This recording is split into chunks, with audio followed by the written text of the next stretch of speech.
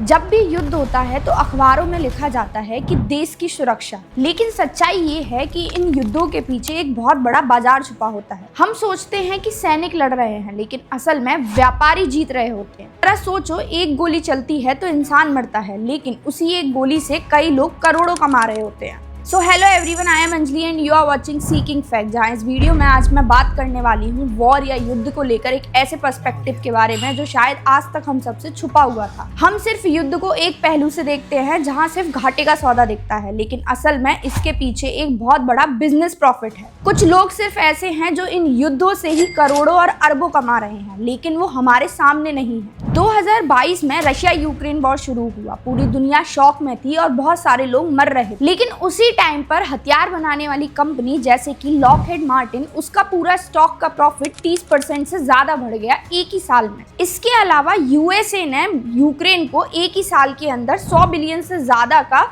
हथियार बेचा। लेकिन अब सबसे बड़ा सवाल ये आता है कि यूएसए ने जो यूक्रेन को 100 बिलियन डॉलर के हथियार बेचे, वो पैसा गया कहाँ? और ऐसा क्यों होता है कि युद्ध जब भी होता है यूएसए कभी भी घाटे में नहीं होता? लेकिन अब सवाल ये है कि युद्ध सिर्फ तबाही मचाता है या इसके पीछे एक बहुत बड़ा इकोनॉमिक सिस्टम छिपा हुआ है जो एक चेन में चल रहा है। एक सिंपल चेन है जहाँ गवर्नमेंट वॉर के लिए बजट एलोकेट करती है और प्राइवेट डिफेंस कंपनीज को कॉन्ट्रैक्ट देती है। वो कंपनीज वेपन्स बनाती हैं और प्रॉफिट जनरेट करती हैं। इसका सबसे बड़ा एग्जांपल है लॉकहीड मार्टिन की एनुअल रेवेन्यू 2023 के, जिसमें उन्हें 67 बिलियन डॉलर से ज्यादा का फायदा हुआ। ये रेवेन्यू काफी हद तक गवर्नमेंट कॉन्ट्रैक्ट से आता है और इसी सिस्टम को हम कहते हैं वॉर इकोनॉमी। एक ऐसी इकोनॉमी जो सिर्फ वॉर के टाइम पे बढ़ती है। लॉकहीड मार्टिन, आरटीएक्स कॉर्पोरेशन, ये कुछ ऐसी कंपनीज हैं जो सिर्फ वॉर पर ही डिपेंडेंट हैं। जितने ज्यादा लोग मरेंगे, जितने ज्यादा वॉर होंगे, ये कंपनीज उतने ही प्रॉफिट में होंगी, क्योंकि इन कंपनीज के लिए वॉर जो है सबसे बड़ा प्रॉफिट का स्रोत है। लेकिन अब यहाँ सबसे ज्यादा इंटरेस्टिंग लेयर ये आती है कि इन कंपनीज में अपना शेयर होल्ड कौन करता है और इनको पैसा कौन देता है। इसमें दो मेजर कंपनीज हैं, एक है ब्लैक रॉक और दूसरी है वैनगार्ड ग्रुप। ये ऐसे ग्रुप्स हैं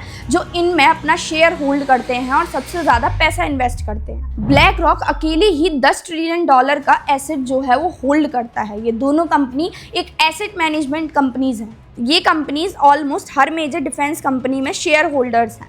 मतलब जब डिफेंस कंपनी ग्रो करेंगी तो इन्वेस्टर्स को रिटर्न मिलेगा और ये इन्वेस्टर्स ब्लैक रॉक और वैनगार्ड ग्रुप जैसी ही कंपनीज हैं। बात सिर्फ यहाँ यूक्रेन वॉर की नहीं है। मिडिल ईस्ट में जो टेंशन चल रही है, ईरान कॉन्फ्लिक्ट जो हो रहा है, इजराइल गाजा वॉर जो हो रहा है, सब जगह एक ही पैटर्न है। कॉन्फ्लिक्ट होगा तो डिमांड बढ़ेगी, डिमांड बढ़ेगी तो प्रोडक्शन बढ़ेगा, प्रोडक्शन बढ़ेगा तो इन कंपनीज का प्रॉफिट बढ़ेगा। और ये कोई कोइंसिडेंस नहीं है, ये पूरा एक सिस्टम है। और जितनी भी ये जो मैंने कंपनीज बताई हैं, ये सारी यूएस बेस्ड फर्म्स हैं। अब आप एक चीज समझने की कोशिश करिए कि लॉकहीड मार्टिन जैसी कंपनीज ये एक ट्रेडेड कंपनीज है। मतलब इसका कोई भी इंडिविजुअल ओनर नहीं है, इकलौता कोई ओनर नहीं है। ये शेयर होल्डर्स कंपनीज हैं, जिसके सबसे बड़े शेयर होल्डर वैनगार्ड ग्रुप और ब्लैक रॉक जैसी कंपनीज हैं, जैसा कि मैंने पहले भी बताया। लॉकहीड मार्टिन और इसकी जैसी जितनी भी डिफेंस कंपनीज हैं, ये सबसे बड़ी डिफेंस कंपनीज हैं यूएसए की और इनका हेडक्वार्टर यूएसए ही है। लॉकहीड मार्टिन और इसके जैसी बड़ी बड़ी डिफेंस कंपनीज के लिए शांति एक सबसे बड़ी बेचैनी है, क्योंकि इनका प्रॉफिट का स्रोत सिर्फ वॉर है। ये ऐसी कंपनीज हैं जो लाशों का सौदा करती हैं और ये लाशों पर ही मुनाफा कमाने वाली कंपनीज हैं। लेकिन यहाँ फिर से सबसे बड़ा सवाल ये उठता है कि यूएस हमेशा प्रॉफिट में क्यों होता है? वो क्यों नहीं कभी भी वॉर के टाइम पे लॉस में जाता? इसका एक सबसे बड़ा रीजन तो ये है कि यूएसए दुनिया का सबसे बड़ा डिफेंस स्पेंडर है। अगर हम उसके 2023 के बजट डेटा को देखें तो उसने 800 बिलियन डॉलर से ज्यादा अपना बजट डिफेंस पे ही खर्च किया है। और इसके अलावा दूसरा सबसे बड़ा रीजन ये है कि नाटो में जितने भी अलाइज हैं उन सबको डिफेंस प्रोवाइड कराती है यूएसए, जिसकी वजह से यूएसए और यूएसए की कंपनीज कभी भी घाटे में नहीं जाती हैं। यूएसए का स्टेबल रहने का दूसरा सबसे बड़ा रीजन है डॉलर, क्योंकि दुनिया का 60% global foreign exchange reserve US dollar में होता है। क्राइसिस के टाइम पर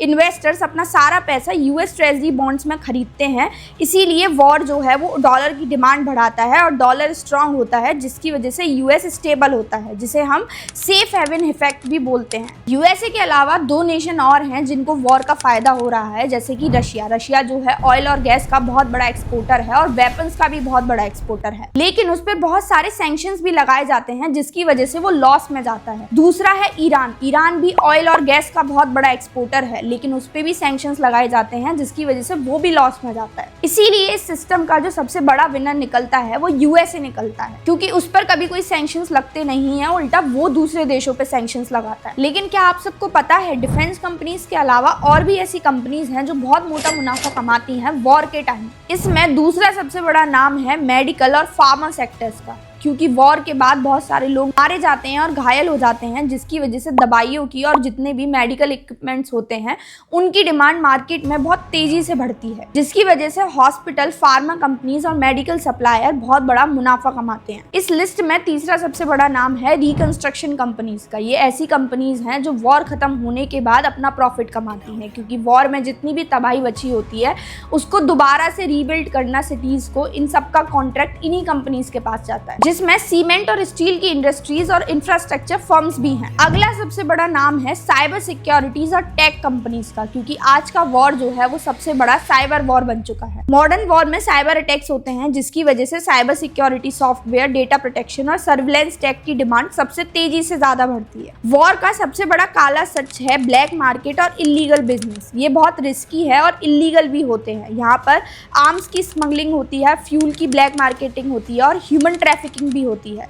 वॉर जोन में ये बहुत ज्यादा बढ़ जाती है, लेकिन वॉर जोन के अलावा जिन देशों में युद्ध नहीं चल रहे होते हैं इसका असर उन देशों पे भी पड़ता है, क्योंकि ये वो लोग हैं जो टूटी हुई सप्लाई चेन का एक बहुत बड़ा फायदा उठाते हैं। अभी तक मैंने आपको कुछ ऐसे लोगों के बारे में, ऐसे देशों के बारे में और कुछ कंपनीज के बारे में बताया जो युद्ध से ही मुनाफा कमा रहे हैं, लेकिन युद्ध में सिर्फ एक सैनिक नहीं मरता है, युद्ध में एक इंसानियत भी मरती है। जहाँ एक तरफ माँ अपने बेटे को खो देती है, वहीं दूसरी तरफ उसी की मौत का कोई मुनाफा कमा रहा होता है। युद्ध कभी भी सिर्फ देशों की लड़ाई नहीं होता है, ये अमीरों के लिए अवसर और गरीबों के लिए एक आपदा बन जाता है। So if you find this video interesting then please do like, share and subscribe to our channel seeking facts, and comment section में जरूर बताएं कि आपको ये वीडियो कैसी लगी।